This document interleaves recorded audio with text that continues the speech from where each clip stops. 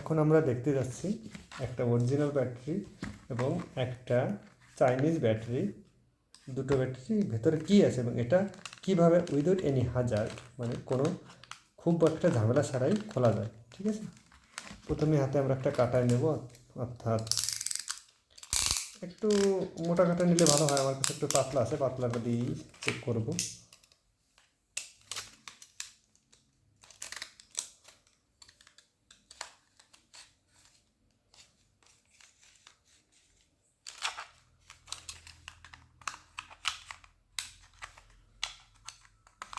এটা অবশ্য আচ্ছা ব্যাটারি তো তো আশা করতেছি খুলে যাবে, এটা একটু কোয়ালিটিটা একটু নরম হয়। হ্যাঁ, খুলে যাবে। দেখেন হাতে কোনো গ্লাভস নেই, তবে গ্লাভসটা পরে নিলে ভালো হয়। 4টি ব্যাটারি আসলো। তো ব্যাটারিগুলো আমরা চেক করে দেখব যে পরবর্তীতে এই ব্যাটারিগুলোতে কীরকম ভোল্টেজ পাওয়া যাচ্ছে। এখন আমরা মেইন যে ব্যাটারি সেটা খুলতে আসবো।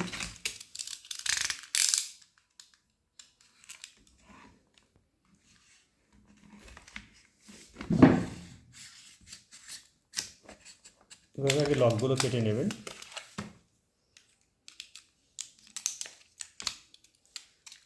এরপরে এই যে দাগটা দেখছেন, এখান দিয়ে জোরে একটু লাগবে, হ্যাঁ, এবং তারপর এখান দিয়ে প্রেশারটা একটু বেশিই লাগবে।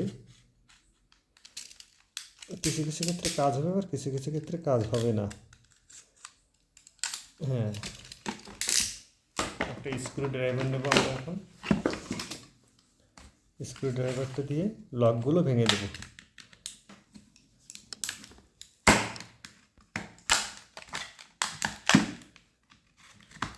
হাতটা একটু সাবধানে রাখবেন। হ্যাঁ, ঠিক আছে, এই লকটাও আশা করি ভেঙে যাবে।